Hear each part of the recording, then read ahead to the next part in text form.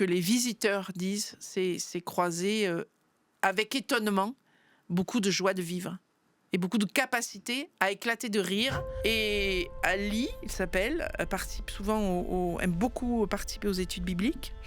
Il est d'une joie de vivre incroyable. Mais la première fois que tu le rencontrerais, son corps te ferait mal au ventre.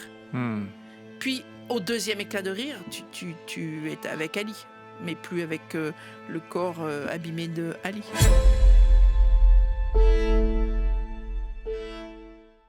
Bonjour Isabelle. Bonjour. C'est un plaisir de t'accueillir dans cette émission. Tu es pasteur de l'EPUDF depuis toujours. L'EPUDF, c'est Église protestante unie de France. Et tu travailles depuis 15 ans auprès de la fondation John Bost en tant qu'aumônière. On va justement expliquer aumônier ce que c'est, à quoi ça correspond. La fondation John Bost, pour ceux qui ne connaissent pas, elle accueille plus de 2000 personnes en situation de handicap mental, aussi des personnes âgées. Oui, tout type de handicap, on va dire. Oui. Mais c'est pas des handicaps physiques, c'est pas une personne qui a un accident de la vie avec une jambe coupée, ce genre de choses. Ouais, voilà.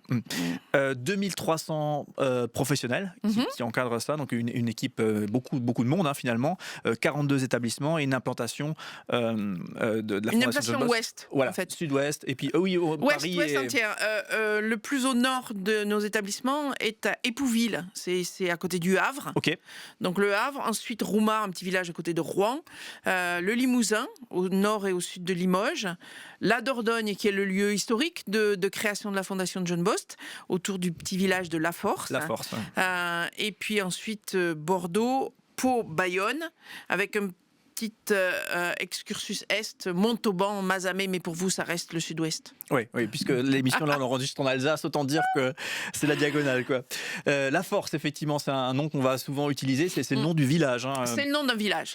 Où tout ça est né, puisque c'est né en 1848. Et je ne me suis pas trompé dans la centaine. De très vieille fondation, créée par Jean-Antoine, dit John Bost, donc qui était pasteur. D'une des églises protestantes du village, justement, de La Force. Tout a commencé le jour où on a posé devant sa porte une jeune fille qu'on disait en danger moral. Et en fait, c'était une catégorisation du handicap de l'époque. Elles étaient dites en danger moral. Aujourd'hui, on dirait déficiente mentale. Ces jeunes filles, elles servaient à tout, y compris à ce à quoi elles n'auraient peut-être pas voulu servir. Et donc, du coup, l'appellation technique pour caractériser l'état de ces jeunes femmes était en danger moral. Il l'a recueilli. Il a ensuite recueilli une jeune fille avec des troubles plutôt, on dirait aujourd'hui, de type crise d'épilepsie, troubles neurologiques. Au décès construit une première maison assez vite pour les femmes, puis des maisons pour les garçons. On ne mélangeait pas les torchons et les serviettes. Puis à son décès, avant son décès, il y avait 9 établissements dans le village. Ça s'était construit avec les dons des gens partout en Europe, avec les mains des villageois. C'était tenu, on était avant la sécurité sociale et avant les financements par les régions, les conseils départementaux, tout ça. Donc, pour travailler dans ces établissements, les professions du médico-social n'existaient pas encore. Des gens qui consacraient leur vie à aider, accueillir, accompagner des instituteurs, des cuisiniers, des jardiniers, et avant son décès, John Bost a créé la fondation du même nom et légué ces maisons qui lui appartenaient en propre à lui et à son épouse, Eugénie, sans qui rien ne se serait fait non plus, à cette fondation. Donc, au décès de John Bost c'est devenu une fondation. Il y avait 9 établissements. Depuis une vingtaine d'années, un choix d'essaimer, en fait, de ne pas tout concentrer là. Et puis, il n'y a plus d'enfants depuis très longtemps, même s'il y a encore aujourd'hui des gens qui sont arrivés et décédés. Là, une dame qui avait la centaine, elle est arrivée à 3 ans. C'était sa maison, sa famille, quoi. Sa maison, sa famille. Waouh. Oui. Mais on n'accueille plus d'enfants depuis très longtemps maintenant en Dordogne, depuis que des instituts pour enfants se créent au plus près des familles, en fait. Ça n'avait pas de sens d'amener un enfant de Roubaix pour qu'il soit élevé en Dordogne. Ouais. On a des enfants seulement dans les établissements de la région parisienne et des enfants avec des troubles autistes. Okay. Des enfants avec des troubles autistiques. Ok. Tu sais, il y aurait cette erreur que moi je ferais et que beaucoup feraient sûrement de mettre tout le monde dans le même sac, le handicap mental. Mais j'imagine qu'il y a beaucoup de nuances, de spécificités. Oui. Ouais. Alors pour nous, on dit il y a des personnes en situation de handicap depuis l'enfance. Les minutes qui ont suivi leur naissance, voire les 48 heures, voilà. Des accidents de toute petite enfance. Ça va faire tous les infirmes moteurs cérébraux. Le cerveau a manqué d'oxygène. Du coup, au fur et à mesure de l'avancée en âge, dans l'enfance, on va découvrir qu'est-ce qui n'a pas été oxygéné, qu'est-ce qui ne va pas fonctionner. Voilà. Je ne suis pas médecin, hein. Mais des gens qui ont des handicaps survenus dans l'enfance.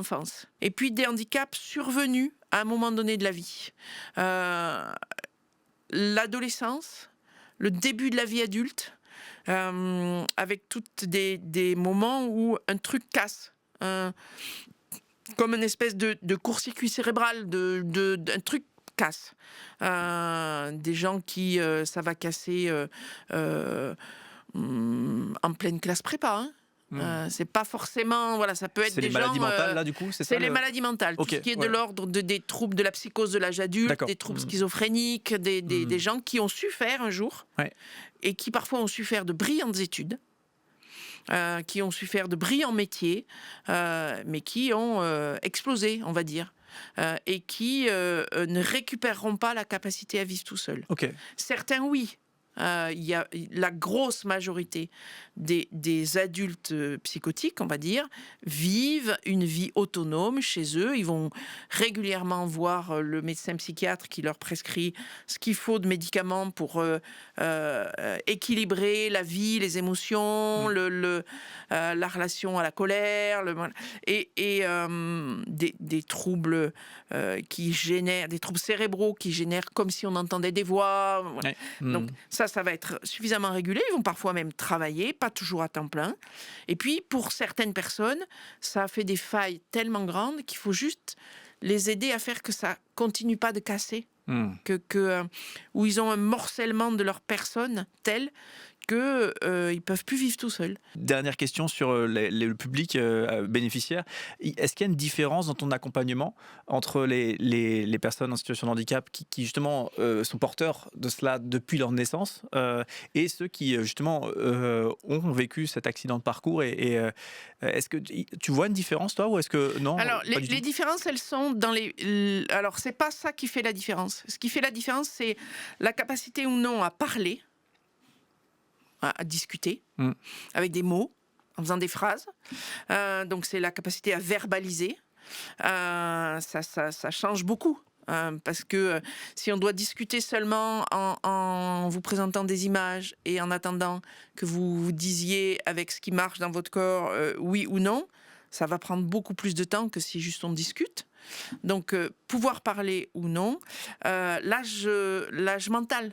Il y a parfois des handicaps. Alors, je redis que je ne suis pas médecin, hein, et c'est bien, c'est un choix de la Fondation de ne pas équiper tout le monde pareil. Mais je sais, et on me dit, Arthur, il a un corps de 65 ans, mais quand il te dit « Pasteur câlin », c'est son âge mental de 3 ans et demi qui te demande un câlin. Tu peux le lui donner. Parce que moi, je suis allée demander au début, il y a 15 ans. Une espèce de grand gaillard qui, après m'avoir montré la magnifique montre que lui a offerte sa mère, me dit « câlin » avec une voix comme ça. Elle me dit « je le prends dans mes bras ou je me protège ?» On est dans les... Voilà, handicapé ne veut pas dire absence de libido, quoi. Hein, donc, voilà. Et quand l'équipe me dit, il a dans sa tête, quand sa demande de câlin est celle d'un enfant de 3 ans et demi, c'est son âge intellectuel, c'est son âge mental, bah, je fais le câlin. Oui. Hein, Voilà. Oui, alors moi, je ne sais plus si je te l'avais dit quand on préparait cette émission, mais j'ai une cousine par alliance qui est trisomique, qui est un peu plus âgée que moi. Et la première fois que je suis arrivé dans la famille de celle qui allait devenir ma femme, qui était ma fiancée à l'époque, elle était là, Mélodie, et elle est arrivée vers moi, elle voulait me faire un gros câlin, elle m'a appelé mon prince tout de suite, et je m'en souviens de cette gêne, etc. Et moi j'aime bien dire aujourd'hui qu'elle m'a vraiment délivré, j'aime bien ce mot, délivré de ce regard, de cette crainte que tu peux avoir, et c'est son câlin, ses câlins. Maintenant je sais que quand je la vois, je fais le plein de câlins, et c'est super, quoi. Je crois que ce qui est bien, c'est de rester chacun à notre place, d'humain en relation avec un autre être humain, dans une vraie commune humanité, pas un dessus, pas un dessous, voilà, mais vraiment côte à côte ou face à face. D'être soi-même aussi, peut-être aussi. D'être soi-même, et quand il y a besoin, de trouver, alors dans la famille, moi dans les équipes soignantes, en église locale, dans les professionnels capables d'éclairer la situation, de quoi juste assez comprendre pour pas faire de grosses bourdes, oui, bien sûr, de relations. Par exemple, j'ai souvenir d'une église locale demandant mon intervention. Leur église locale n'était pas très loin d'un foyer d'accueil médicalisé, donc un foyer où étaient reçus des jeunes adultes psychotiques. Donc avec parfois ce que en français courant on pourrait nommer des délires. De pensée, d'histoire, voilà. Professionnellement, moi, quand je suis dans une relation avec des gens comme ça, ce que j'écoute d'abord dans le discours, c'est l'émotion avec laquelle le discours m'est proposé, c'est les projets qu'on va mener ensemble, mais mon job n'est pas, je suis pas le psychiatre, chacun son job, mon job n'est pas d'aller vérifier la véracité du discours de vie. Dire la jeune personne qui me racontera avoir été violée 40 fois, moi je vais entendre son émotion, mais je vais même pas me demander si c'est vrai ou si c'est faux. Je sais que potentiellement c'est pas vrai, potentiellement c'est un peu vrai, potentiellement c'est le ressenti vrai, mais moi je suis en relation avec quelqu'un. Et une fois dans une église locale, il y avait 2-3 personnes comme ça de ce foyer d'accueil médicalisé qui venaient au culte régulièrement, et 2 membres de la paroisse dans un désir d'aider, mais se plaçant, moi je vais bien, toi tu vas pas bien, dans un décalage, ont cru tout le discours, se sont demandé pourquoi on poursuivait pas les méchants, voilà. Et pour aider la personne dans une empathie débordante, ou être, enfin voilà, sans connaissance des limites à poser, ont donné leur téléphone. Et alors, les personnes en situation de handicap, pas folles, handicapées mais pas folles, ont joué avec ça, et les 2 pauvres dames, à 2h du matin, 4h du matin, elles recevaient des coups de téléphone, elles décrochaient, elles n'en pouvaient plus. Et elles se demandaient, est-ce que je dois changer de téléphone, comment ça doit se passer. Donc moi, je suis allée passer 3-4 jours dans cette église locale, raconter avec les mots d'une non-professionnelle de la psychiatrie ce qu'on voit, les aperçus de tel ou tel handicap, et puis dire, vous n'allez pas changer de téléphone parce que tous vos autres amis, ils ont besoin de continuer à avoir votre téléphone. Par contre, on va aller ensemble voir le directeur du foyer d'accueil médicalisé où vivent ces 2 jeunes femmes, expliquer le problème, et elles vont avoir droit, on va leur réapprendre à utiliser correctement leur téléphone, comme on l'apprend à nos ados. Mais c'est vachement bien que tu dises ça comme ça, parce que on voit tous un peu cet élan du cœur qu'on aurait, et c'est bien de dire, de se méfier un tout petit peu de son élan du cœur, et d'utiliser sa tête aussi, quoi. Oui, et puis de se dire que quel est l'enjeu en fait, quelle est l'intention. L'intention, elle est d'être dans un moment de relation. Elle n'est pas de devenir le sauveur de l'autre. Il veut pas ça d'ailleurs. On le mettrait à mal, l'autre. Si c'est insupportable, les gens qui veulent nous sauver à tout prix. On fait wow. Donc, se redire l'intention, mon intention, elle est, voilà. Et donc, du coup, on a posé c'est quoi les possibles. C'est inviter à déjeuner, mais pas forcément chez soi. Inviter à aller au restaurant ensemble. Peut-être un jour, on deviendra des amis. C'est la chose la plus difficile pour les adultes handicapés, c'est d'avoir des amis non handicapés. Ah, oh. Ouais, c'est le défi le plus important de notre société.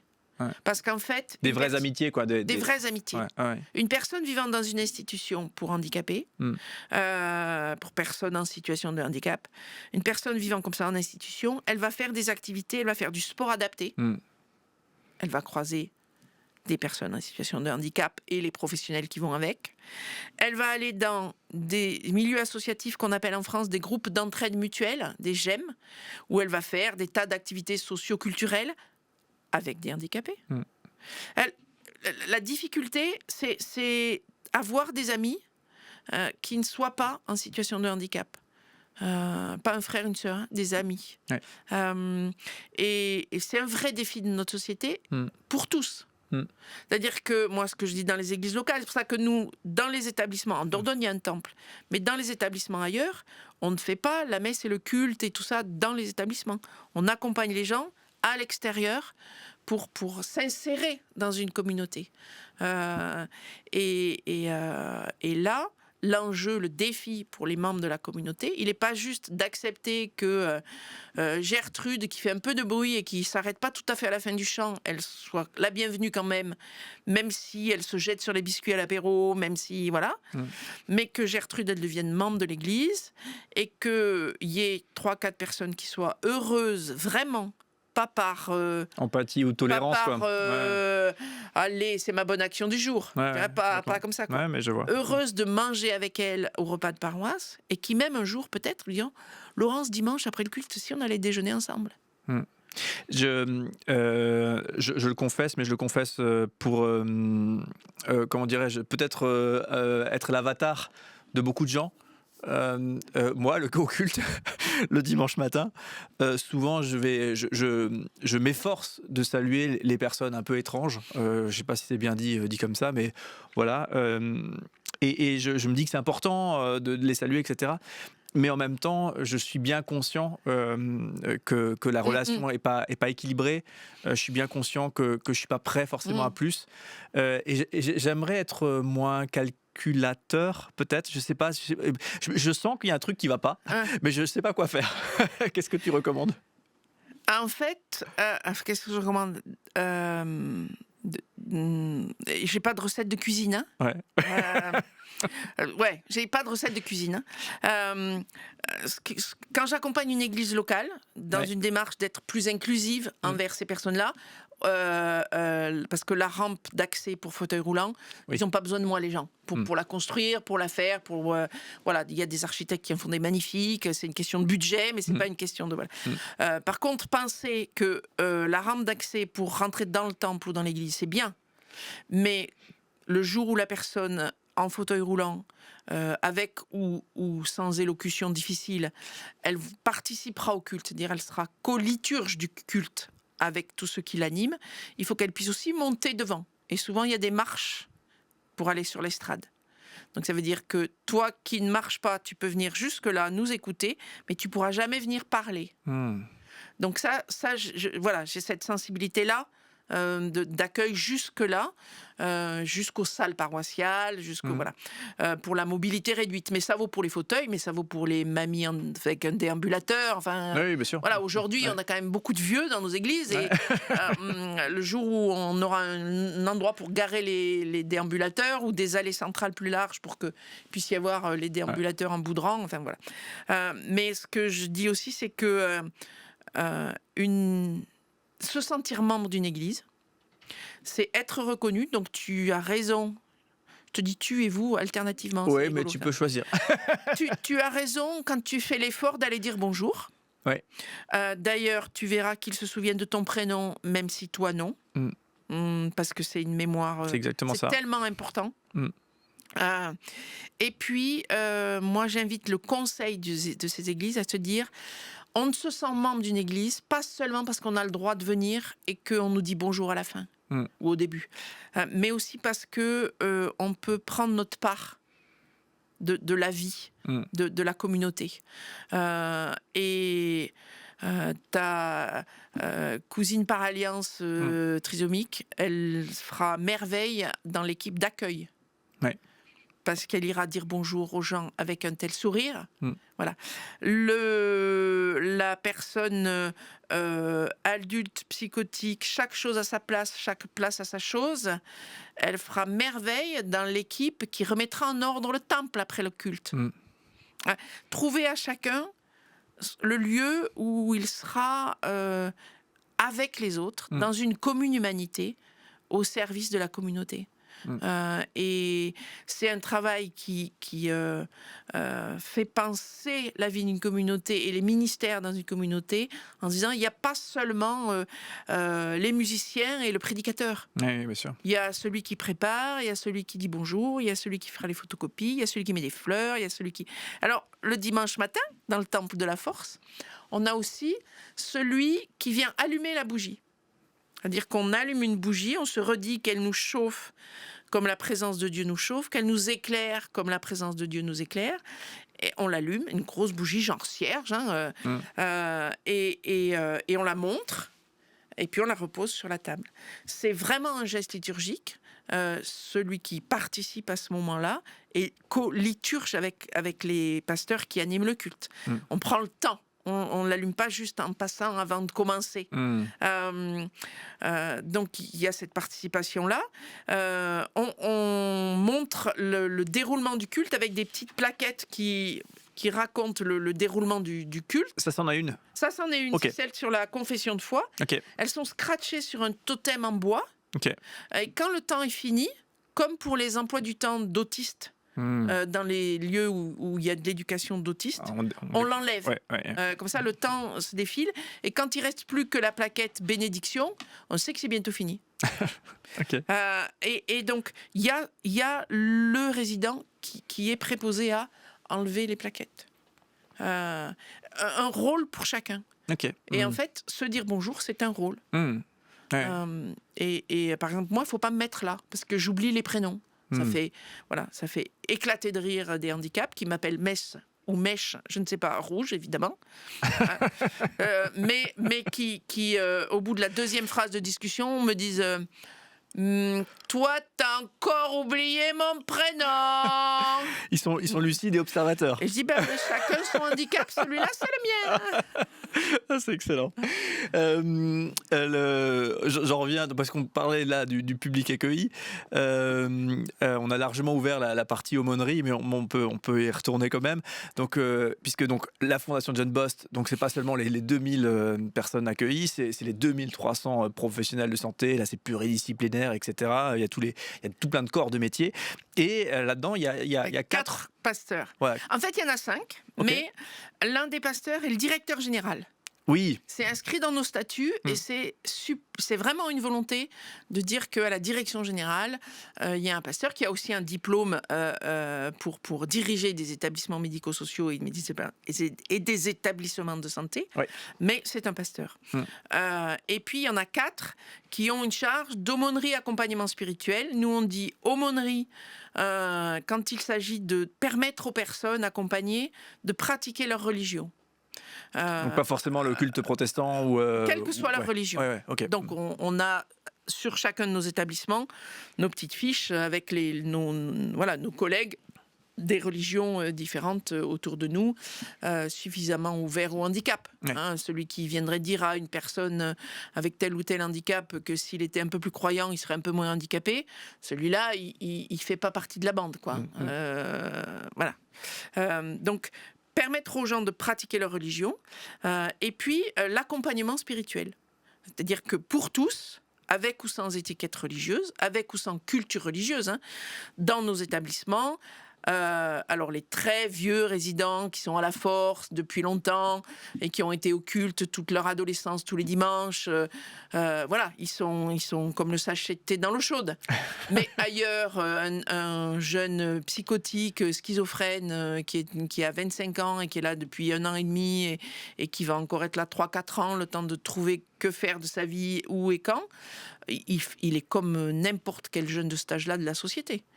Il n'a pas forcément eu d'éducation religieuse, ses parents n'ont pas forcément de pratique religieuse. On n'est jamais qu'un échantillonnage de la population française, en fait. Et lui, il est quand même intéressé par l'accompagnement spirituel. Et lui, il va quand même recevoir l'offre d'un accompagnement spirituel. C'est-à-dire d'un moment où on entend, nous, par vie spirituelle, tout ce que je fais, que je pense, que je vis, qui va me permettre d'être en accord avec moi, en accord avec les autres avec lesquels je vis, et en accord avec un truc plus grand que moi. Alors moi, je dis tranquillement, pour moi, qui suis le pasteur ici, plus grand que moi, c'est le Dieu dont me parlent les histoires de la Bible, ce qui est d'ailleurs une expression que je préfère au Dieu de Jésus-Christ, qui est quand même un peu une langue de buis, un peu convenue entre chrétiens. Un peu clair pour les autres, c'est ça pas très clair pour les autres. Moi, je dis le Dieu dont me parlent les histoires de la Bible, mais ça peut être plus grand que vous, ça peut être autre chose pour vous. Et je ne sais pas toujours, en fait. Je rebondis sur comment toi tu grandis. On grandit tous en fonction des contextes dans lesquels on évolue, et c'est normal, et on aurait évolué dans un autre contexte qu'on aurait aussi grandi différemment. Toi, comment ça t'a nourri de bosser 15 ans auprès d'un public comme ça, si spécifique au sens où peu de personnes ont cette immersion que toi tu vis, quoi. Oui. Alors, il y a bosser auprès de ces publics-là m'a appris un accueil inconditionnel de chacun. Cette relation les yeux dans les yeux, où c'est plus le corps comme ça, la parole hésitante, le balancement. Voilà, dans un de nos établissements, il y a une jeune femme. Elle finit par plus être si jeune que ça, mais en tout cas une femme avec des troubles autistiques importants, qui dès qu'il y a de l'émotion, elle est dans un très très grand balancement comme ça. Donc moi, ça m'oblige à m'adapter à ses yeux qui voilà, mais je me balance pas pour autant, parce qu'il s'agit pas de faire semblant. Voilà, ça m'a appris ça. Ça m'a appris un regard les yeux dans les yeux. L'être humain se réduit pas ni à ses capacités de langage, ni à ses capacités corporelles, ni à ses capacités cognitives, mais il y a une commune humanité, et pour moi c'est devant Dieu, et du coup avec moi. Voilà. Donc ça c'est important, c'est un des cheminements. Un autre cheminement est cette constante obligation de dire ce qui me fait vivre en français courant. Si, quand je parle de ma foi, ça sonne pas vrai, je vais me le prendre comme un boomerang au milieu de la figure. Dire que forcément, il y a quelqu'un autour de la table qui va dire « Et tu y crois, toi, ce que tu dis ?» Voilà. Ce que Madame Michu en paroisse osera pas faire. Ah oui. Elle trouvera que son pasteur est un peu verbeux, que qu'est-ce qui lui prend de prêcher pendant une demi-heure et de nous dire qu'il a lu tout Kant, on s'en fout. Voilà. Mais la personne avec des troubles psychiques qui n'a pas de filtre, quand ça va pas passer, quand ça sonnera pas vrai, je vais le savoir. Donc, et c'est l'obligation d'être, de me nourrir moi en permanence des récits bibliques, parce que j'arrive pas avec mes bouquins. J'arrive avec une Bible, mais peu d'entre eux savent lire, donc je les raconte, les récits bibliques, et je les raconte en français le plus courant possible. Bien sûr, raconter, c'est interpréter, évidemment, mais dans ce récit-là du récit biblique, je vais dire en quoi il me nourrit. Et si je peux pas faire ça, il faut mieux que je me taise, en fait. Donc ça m'a appris ça, cette exigence de ne pas arrêter de se nourrir spirituellement pour pouvoir être au bénéfice et être témoin au milieu des autres, et être capable de dire en français courant, et même plus que ça, en français facile à lire et à comprendre, qui est encore plus courant que le français courant, des notions théologiques qui d'habitude se disent en grandes phrases, avec des mots très compliqués, plein de lettres et de syllabes. Mais il y a même des mots très courts que je ne peux pas juste prononcer comme ça. Je ne peux pas dire la grâce de Dieu. Ces mots-là, La grâce, la graisse, de quoi tu me parles? Voilà. Donc il y a une obligation de garder le sérieux théologique, mais de parler en français courant, de ne pas bêtifier parce qu'on aurait un langage simple. Et je trouve que ça, c'est une chose importante. Et puis une obligation de... ce que ça m'a appris et dans quoi ça m'a conduite, c'est aussi de toujours aller jusqu'à à quoi ça sert tout ça. Qu'est-ce que tu en fais de ce texte? En quoi il t'ouvre un A, plus loin venir? En quoi il est ouverture d'un possible? En quoi il ne devient pas une croyance? En quoi il porte la vie, la mienne, celle de notre vivre ensemble? Et donc du coup, je suis vraiment au bénéfice de l'obligation de ce travail-là avec ces publics-là. Donc on parle donc de ton rôle d'aumônière, d'accompagnement spirituel qui dépasse effectivement le contexte vie protestante là pour le coup. Et il y a un dernier point aussi, donc tu as cité la création d'outils qui est mis en œuvre pour justement faire émerger cette vie spirituelle, et ça vient être au bénéfice aussi d'autres.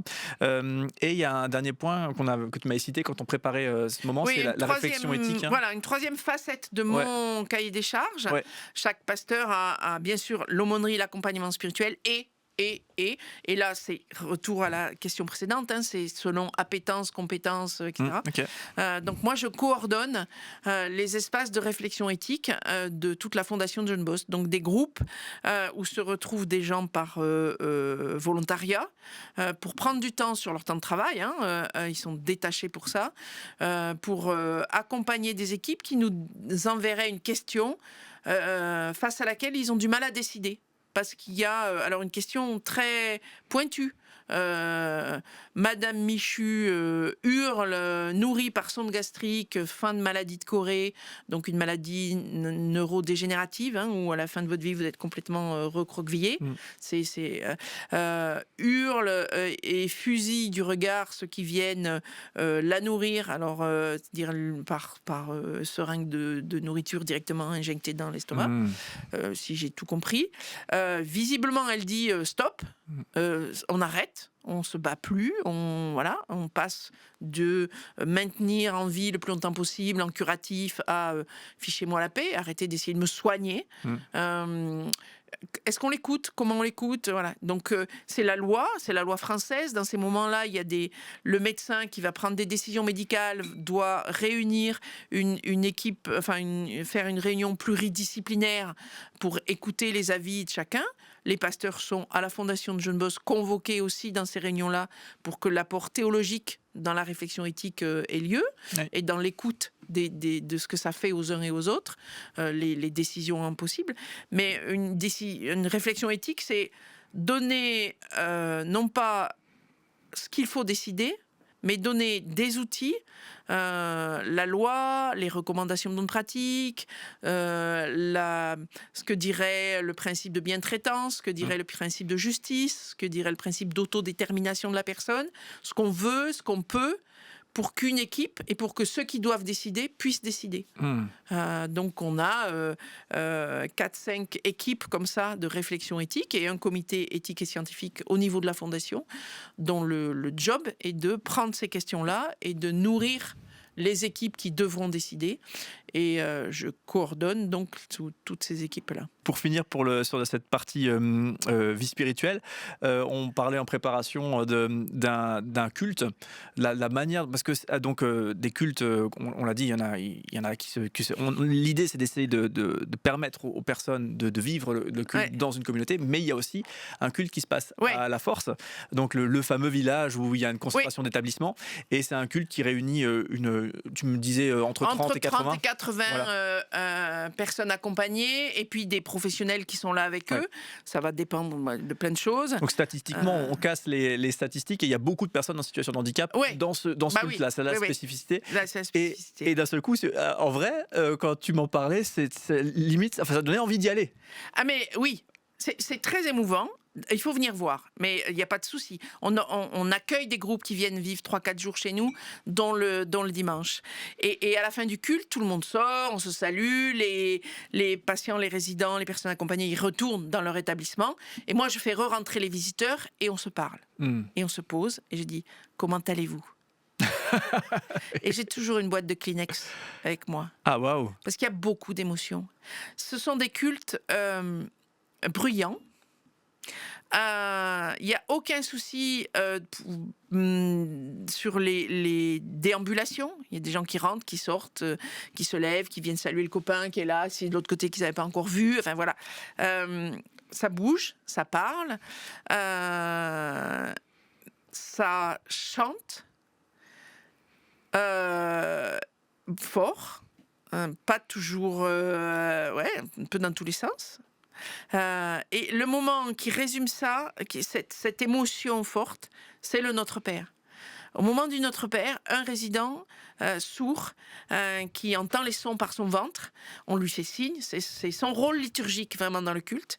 Il vient, il fait signe aux gens que ça va être la prière du Notre Père. Il met sa main derrière son oreille qui est déjà bien en chou-fleur, il met l'autre devant la bouche pour qu'on se taise. Et il va attendre immobile en regardant les gens comme ça, que les gens se taisent. Et on va aller jusqu'au silence. Ça va prendre 30 secondes, 40 secondes, c'est long, hein. On va aller jusqu'au silence. Quand le silence a démarré, celui qui anime le culte, il démarre le Notre Père. Et là, mettons on est 30, c'est comme si je donnais 30 consignes différentes. Celui qui répète toujours la première phrase, celui qui va le plus vite possible pour arriver avant moi, mais qui m'attendra pour le Amen. Celui qui dit rien, mais fait la musique. On se donne 30 consignes différentes. Et on se retrouvera à la fin, vraiment à la fin ensemble. Celui qui anime le culte, en tout cas quand c'est moi, je l'ai devant les yeux. Dire, j'ai 62 ans, je suis pasteur depuis que j'en ai 27. Je le lis, sinon je me trompe. Parce qu'il y a trop d'émotions. Il y a une espèce de cacophonie priante qui prend par les tripes. Ouais, hein. C'est Jésus qui, dans l'histoire du Samaritain, qui dit que Jésus est ému, le Samaritain qui passe là, voyant l'homme, est ému aux tripes. Cogné sur les tripes, là. Ça fait des émotions là. Et à la fin, on va se retrouver avec un Amen. En général, c'est Amen. ça remplit tout le temple, qui est magnifique. Ouais. Et le gars refait le signe. On va donc se taire. Généralement, un d'entre eux, presque on dirait que c'est son rôle, mais non, va dire la cloche. Parce qu'en effet, au début du Notre Père, on démarre sonner une cloche, une vraie, avec la corde là, comme dans Don Camillo là. Et comme ça, tous ceux qui sont sur le plateau, sur le territoire de la force, et qui entendent la cloche, peuvent nous rejoindre dans le Notre Père. Ah oh. On redit pourquoi on sonne la cloche, et on l'écoute pendant quelques secondes. C'est un moment d'une émotion rare. Ouais. Rare. Ouais, mais en vrai, ça donne vraiment envie de vivre ce culte. Oui, il faut venir vivre ce culte. Parce que même quand tu me parlais de l'interaction, la manière dont les gens se privent pas de dire, faire une remarque. Se privent pas. Et puis, il y a l'histoire biblique, elle est reçue brute. Ouais. En église locale, on raconte l'histoire des vignerons homicides. Le royaume des cieux est semblable au maître qui envoie chercher la récolte de la vigne. Les vignerons tabassent les envoyés, les renvoient une fois, 2 fois. Le maître se dit, je vais envoyer mon fils, ils auront un peu de considération envers mon fils. Et il le tue. Jésus raconte cette histoire pour raconter ce qui va lui arriver, parler de sa mission, ok. Et là, vous en êtes là. Et ils le tuèrent. Et vous avez dans la salle un gars qui fait « Les salauds !» En église locale le dimanche matin. Ça peut pas arriver. Ben oui. Ça peut pas arriver. Et il a raison. Ben oui. Mais nous, on l'a tellement entendu cette histoire, on le sait. Ouais. On la reçoit pas comme nouvelle à chaque fois. Ou peut-être qu'on ne reçoit pas l'indignation, pareil. Ouais, et parce que peut-être c'est nous qui sommes aseptisés, enfin je ne sais pas comment dire, mais ouais. Voilà, en tout cas, venir vivre un culte, c'est s'exposer à ce genre de choses-là. Waouh. Bon ben, rendez-vous à la force. Ouais. C'est top. La toute dernière petite question, tu l'as évoqué déjà rapidement avant, mais c'est quand même une spécificité, c'est que le directeur donc, de l'établissement Fondation John Bost, c'est un pasteur alors, qui a été formé à la direction d'établissement, etc. Mais initialement, c'est quelqu'un qui était pasteur, qui a une formation de pasteur. Ça, c'est quoi la plus-value, selon toi, de cette casquette, de cette spécificité? Qu'est-ce que ça apporte? Ça en apporte plusieurs. Une des plus-values faciles à raconter, c'est que depuis sa création, jamais la Fondation John Bost n'a lâché cette morceau de la devise de John Bost, ce que tous repoussent, j'accueillerai au nom de mon maître, au nom d'un truc plus grand que nous. Donc jamais la dimension spirituelle. On parle beaucoup aujourd'hui de soins holistiques, de soins de toute la personne, etc. La personne, dans sa dimension spirituelle, a toujours eu droit à de la considération. Et donc, il y a, du coup, jamais la Fondation n'a lâché l'incarnation au concret des établissements de sa dimension protestante. Ça donne ça. Ça, en autre plus-value, c'est que dans l'équipe de direction, un pasteur, c'est aussi une vision, une écoute, un rappel de l'égalité de tous les hommes devant Dieu, quel que soit leur métier, leur diplôme, Bac+12 ou Bac-3, c'est pareil, un être humain. Ça rappelle ça aussi, un pasteur à la direction. Ça fait une équipe de direction qui ne lâche pas. Ils sont 3, un secrétaire général, enfin une actuellement, un directeur médical et le directeur général. C'est un trio de direction et opérationnel, puisqu'après il y a un conseil d'administration, tout ça. Mais ça fait que ce trio-là ne lâche pas la place donnée à chaque être humain aussi. Ouais. Oui, puis c'est très fort. Ouais, ok. Ouais. Dans un lieu comme celui-ci, avec un public accueilli comme celui-ci, ça dit pose beaucoup de choses. Aucun souci. Alors d'abord parce qu'il est capé avec les diplômes qu'il faut pour ce métier de directeur général. Ouais. Et c'est aussi plein d'implications. Par exemple, ne jamais lâcher notre identité, être à la fois tenir l'identité protestante et vivre dans un pays séparation de l'Église et de l'État, fait que toute inauguration de nos établissements, devant le préfet, l'Agence nationale de la santé, l'Agence régionale de la santé, les élus locaux et tout ça, va commencer par « La parole est donnée à l'un d'entre nous, pasteur », pour offrir à l'établissement qui va ouvrir un récit biblique en 4 minutes, en français courant, avec un objet si possible, enfin voilà, normal, en communication totale. Mais la première prise de parole d'une inauguration d'établissement et celle qui redit le « Au nom de mon maître » de John Bost. Il y a une tradition dans cette émission, c'est de regarder quelques photos. Là, pour le coup, c'est même toi qui me les as envoyées, ces photos, parce que sinon, je n'aurais pas pu les trouver. Et donc, je te les passe.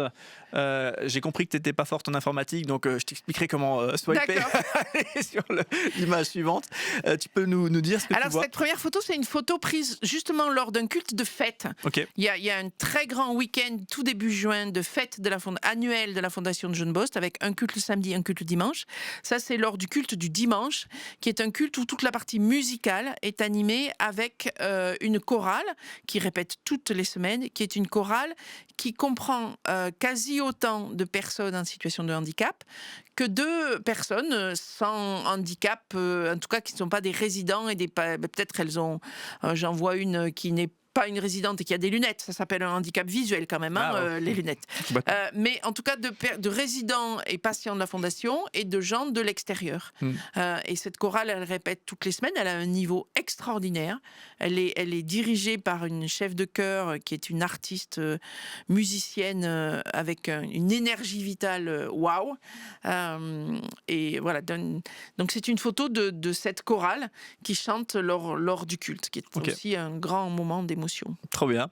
Si tu veux passer à l'image suivante, il suffit de glisser vers la droite, vers la gauche, voilà, c'est ça. Et voilà, là, alors c'est toujours une image de ce culte. Ouais. Vous voyez qu'on y est nombreux vu le nombre de pains qu'il y a sur la table. Et cette photo parce que toutes les personnes en fauteuil sont devant. Exprès. Le culte, le temple, on dirait si je débarquais dans un temple classique pour qu'il puisse devenir un temple incluant sans souci les personnes en situation de handicap vivant en fauteuil, je ferais enlever au moins les 2 premiers rangs de bancs. Parce que chaque fois qu'on se lève pour chanter, les personnes en situation de handicap qui ne peuvent pas se lever, elles ne voient plus rien. Bah oui. Donc là, elles sont devant et certains d'entre eux ne sont pas verbalisants. Mais moi, j'allais dire, ça paraît un peu neuneux, mais je vais les entendre chanter. Je vais voir leurs pieds battre la mesure. Je vais voir leurs yeux suivre ma bouche. Je vais les entendre chanter. C'est très, très, très émouvant pour celui qui anime le culte, en fait. Alors, l'image d'après, elle est une image qui raconte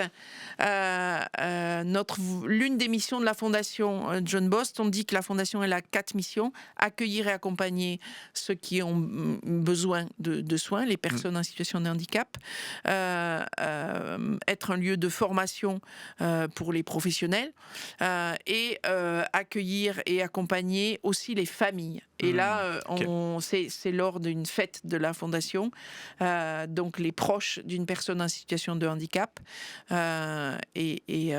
c'était pour m'obliger à pas oublier de dire notre volonté d'être aussi dans l'accompagnement des familles.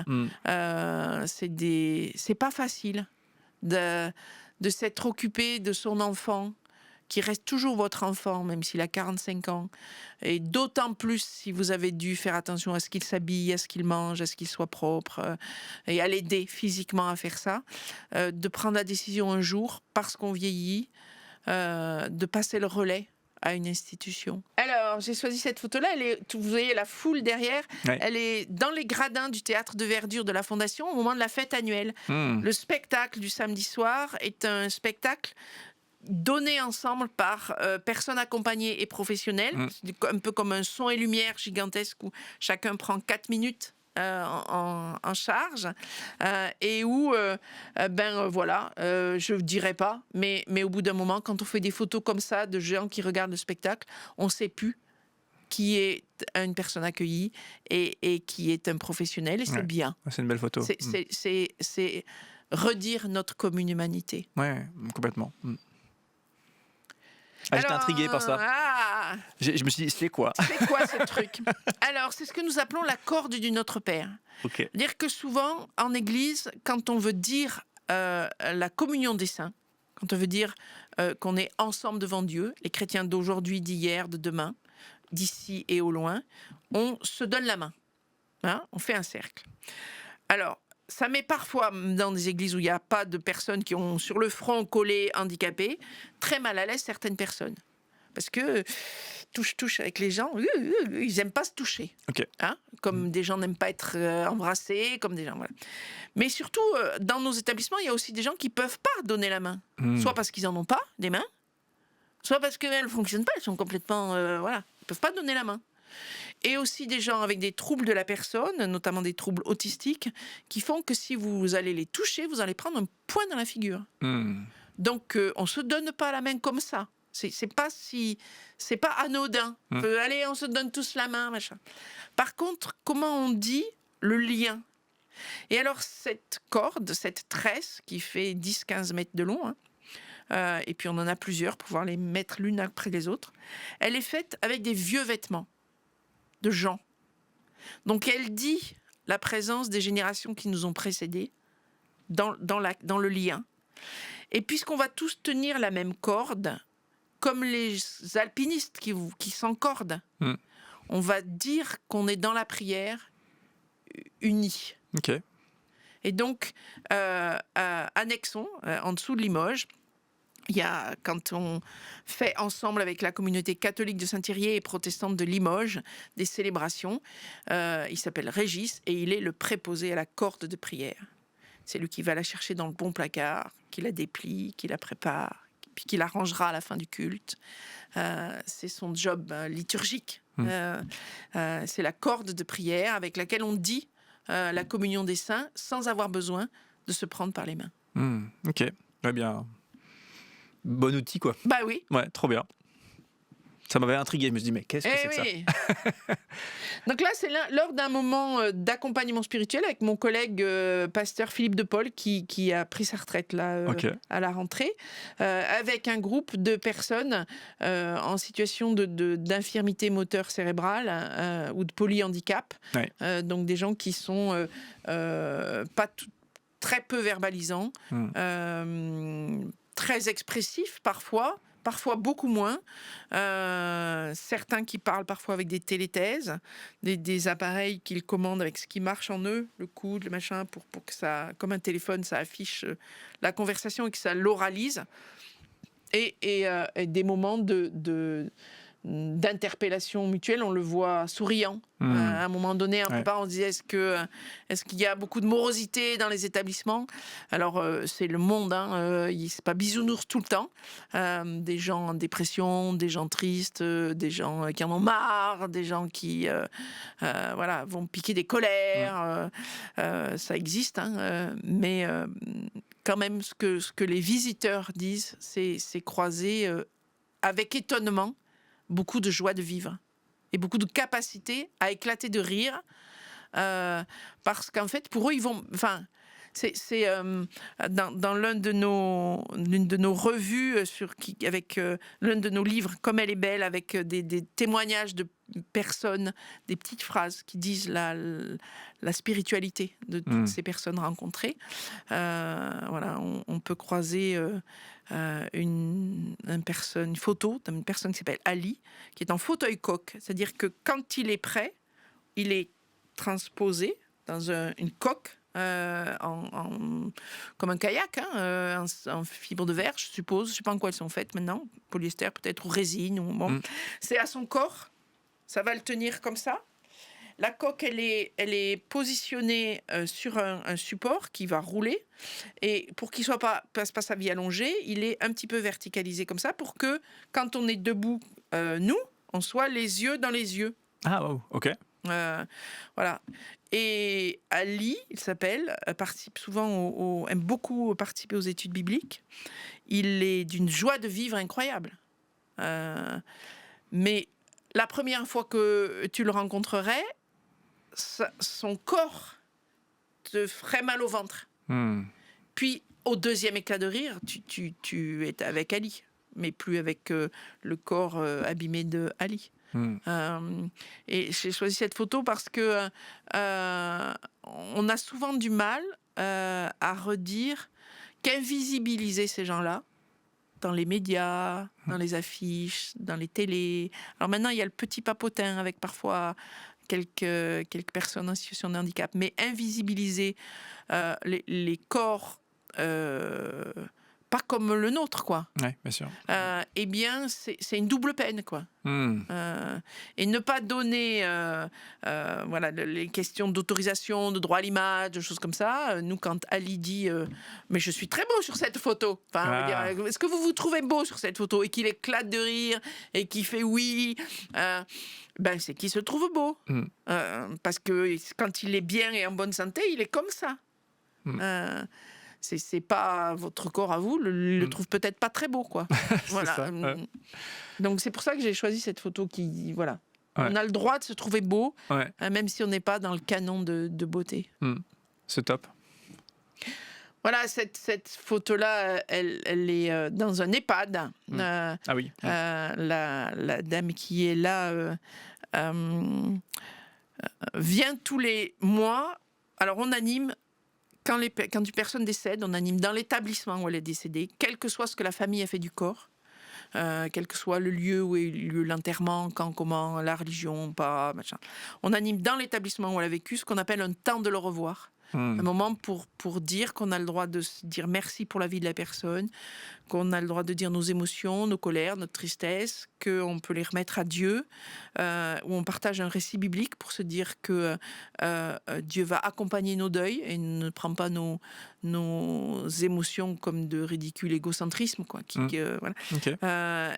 Et que notre confiance dans un avenir en Dieu au-delà de la mort nous rend capables de traverser ces moments-là. Et cette personne-là, elle venait à tous les temps de le revoir, où je montrais les photos des personnes en EHPAD, 140 lits, avec entre 2 et 3 décès tous les mois, les photos des personnes décédées ce mois-ci, et puis ça faisait 2-3 fois qu'elle venait en me disant « mais je ne l'ai pas connu ». Parce que c'est grand, un EHPAD de 140 lits, donc je ne l'ai pas connu. Et alors un jour, je lui dis « mais vous venez tous les mois dire au revoir à des gens que vous ne connaissiez pas. C'est quoi étrange. Ouais. Et voilà, c'est ça. Elle m'a regardé droit dans les yeux et dit « mais tous les mois, vous me dites que quand ce sera mon tour, vous prendrez soin de moi jusque-là. » Là, j'ai posé mes pieds, j'ai regardé et senti l'émotion faire « you, you, you, you ». Voilà, ça racontait l'accompagnement spirituel dans nos établissements aussi. Ouais. Prendre soin de soi dans toutes les dimensions, y compris la dimension spirituelle, jusque-là. Alors, cette photo, c'est aussi un moment de fête de l'établissement.